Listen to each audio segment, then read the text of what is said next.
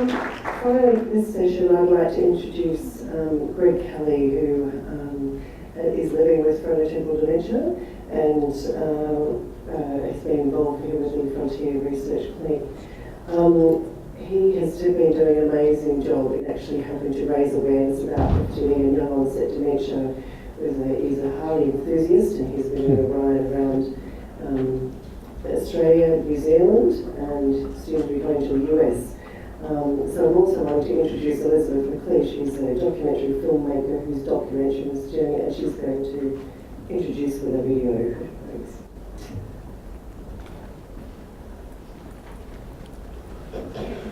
Hi everyone, my name is Elizabeth McLeish and I'm a filmmaker. You're about to watch a trailer for a short documentary called Kells, which I directed and produced last year. There is information on how you can watch the short documentary in full towards the end of the presentation. I'm currently making a feature documentary about Kel and his journey with young onset dementia called Kells Ride for a Cure. I'll be floating around filming all of today, so if anyone has any questions about the documentary, please don't hesitate to ask. Once the trailer you're about to watch has concluded, you'll hear from Kel himself as he discusses his experience with young onset dementia. Thank you.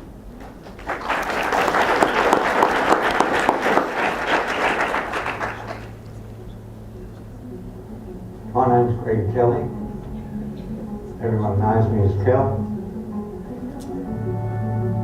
I have young onset dementia. In particular, I have frontal temporal dementia. I decided that I would do something worldwide to switch the spotlights on this. So I'm doing length and breadth of Australia. I'm riding a Harley and stopping at the Harley stores throughout Australia. I am doing this. I have to do this. We can't sit around.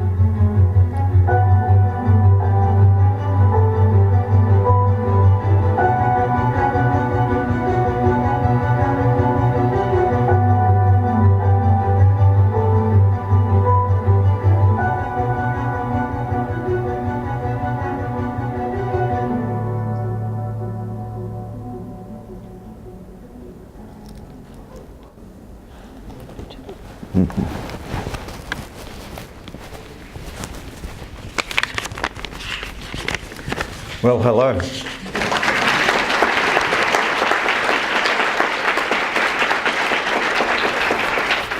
My name's Greg Kelly, and yes, most people know me as Kel. I was diagnosed with young onset dementia at the Frontier Clinic here in Sydney, and I was just one of the lucky ones that was able to come here and be under Professor Hodges. I have frontotemporal dementia, BV. When I was told to go and get my affairs in order, I asked a few questions and found out that the disease is terminal and that the average worldwide is 6 or 8 years. Some might go in 2 or 3 and others might go in 15 or 16. It shocked me.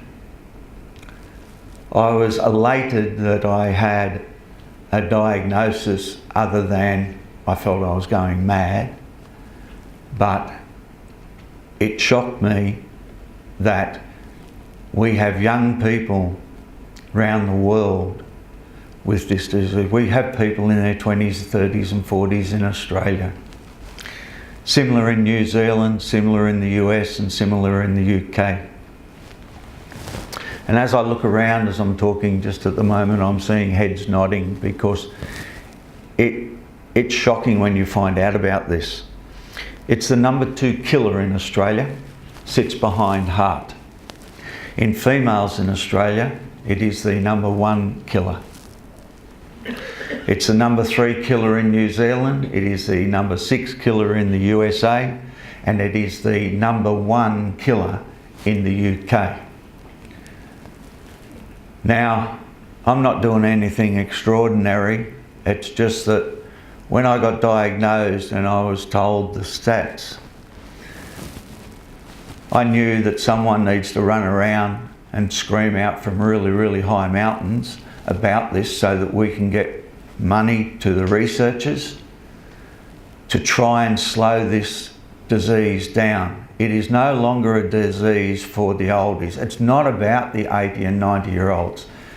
Young onset dementia in young people is a very, very aggressive disease.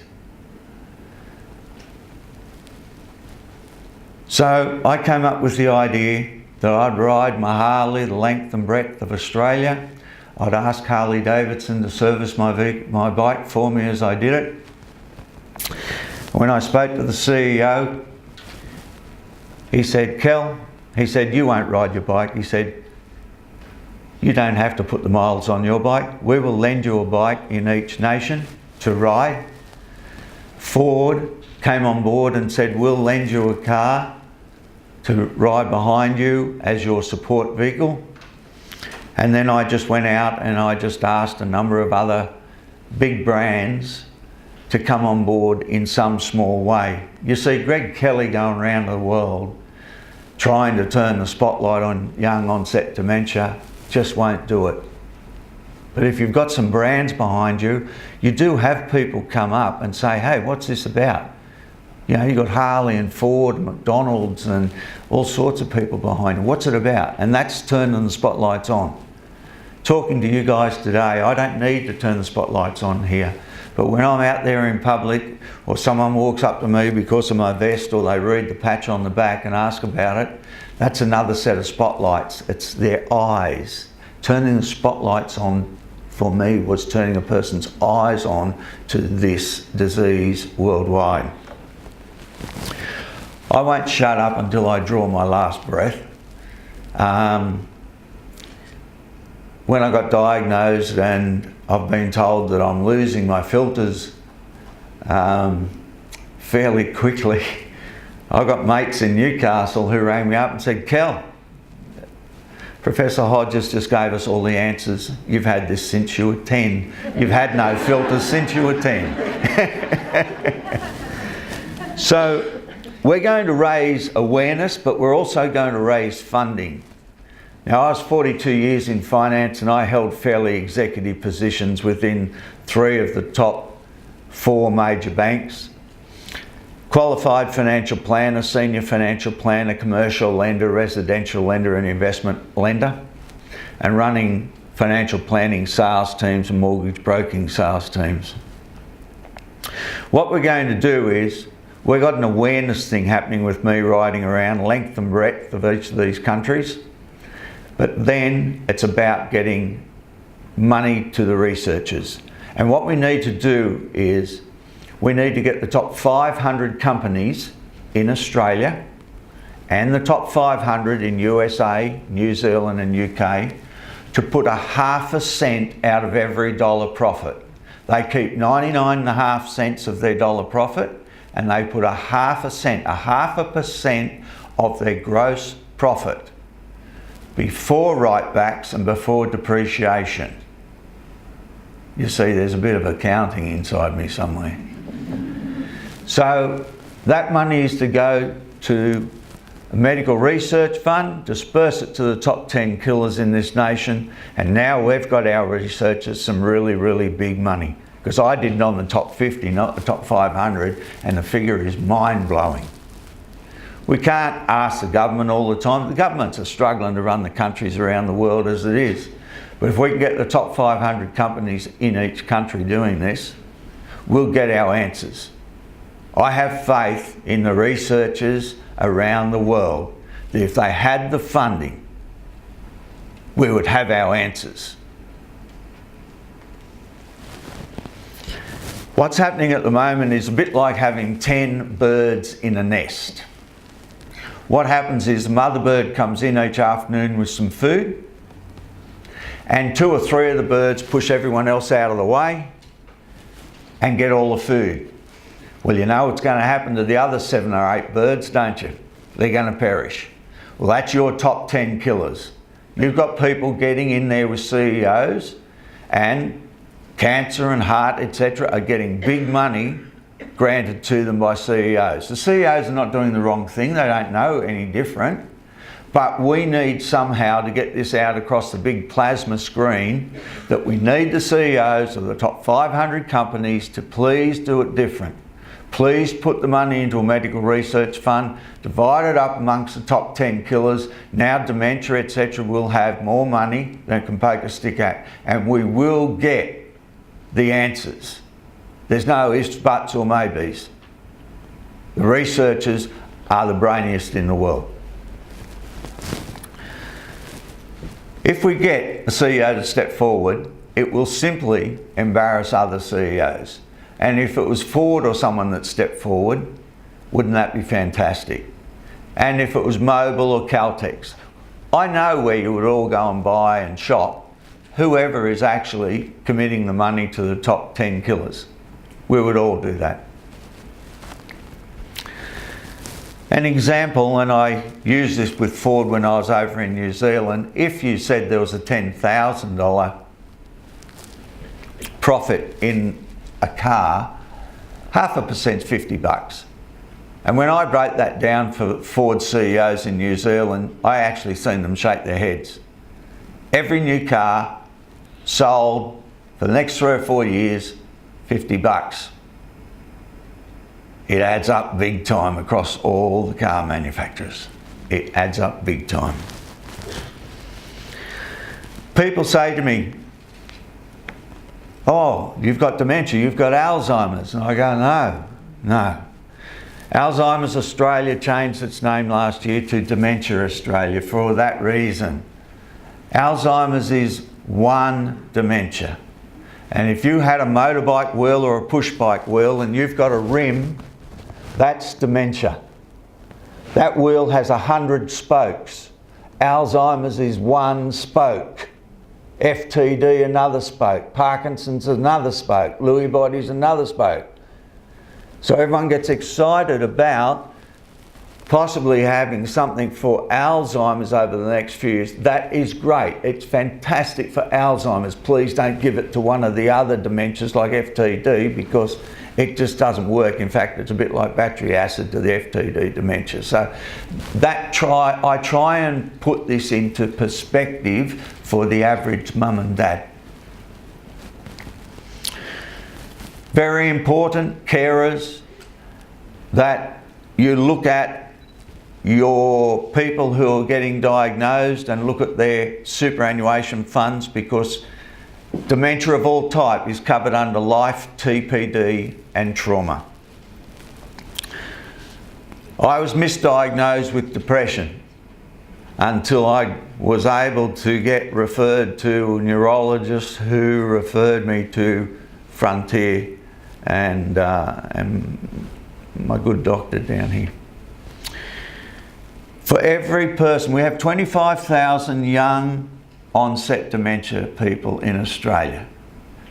And it's been told to me that for every one that's been diagnosed, there is probably 2 or 3 misdiagnosed as depression. So your 25,000 just jumped to 75,000 or 100,000, like that. This is big, it's huge, but it's huge everywhere around the world. Peppy is my mind dog, medical assistance dog. You've probably seen a picture up there behind me. And he goes with me in a lot of places, and he comes down to Frontier. When I go down there, he flies in planes, same rules as a guide dog. When I go, I'm coming back as a poodle medical assistant. He's got the life of Riley, truly. I've embraced the Anzac spirit. That's what I've called on. New Zealand and Australia have stood side by side in all the big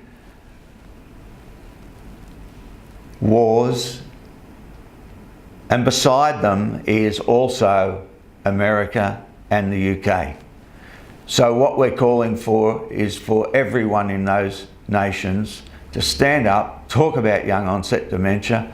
Let me try and get the top 500 companies in each nation to put money to medical research, and then hopefully, if we're talking another 2 years at another FTD conference somewhere, we've really got the money and we're starting to get the answers. There's a fully featured documentary that Elizabeth McLeish is making. There was a short one done last year of about 9 minutes, and it won awards in Australia, USA and the UK. So there is now a fully featured documentary being done.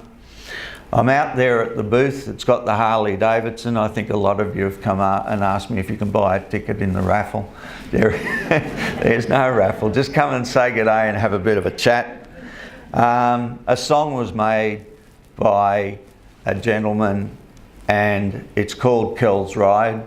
So without further ado, I thank you very much for your time. And yes, I do have frontotemporal dementia, so it does affect my speech sometimes.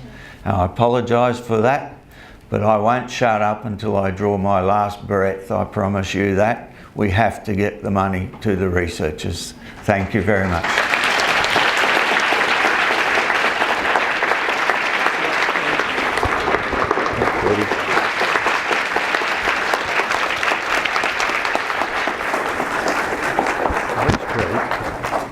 Thank you so much, Cal. I think you all think that was definitely worthwhile delaying morning tea for. We will break morning tea now, but just to try and get us back on track in time, we can try to keep to a maximum of 15 minutes and come back. Thank you.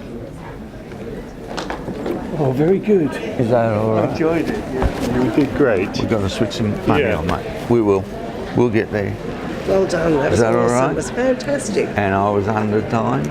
You were great. You were perfect. I was under. Yeah. It wasn't your fault. I had we'd already got I had me finish in 30 seconds. Yeah, you did perfect. Yeah. I'm very well. I was just going to say, I was very inspirational. I'm Martin Turner from the UK. I'm going to be talking about ALS. Yes, I'm coming your way, mate, because all money raised in each country stays for the researchers in that country. Yeah, no, it's really, you're absolutely right about we've got to change the language.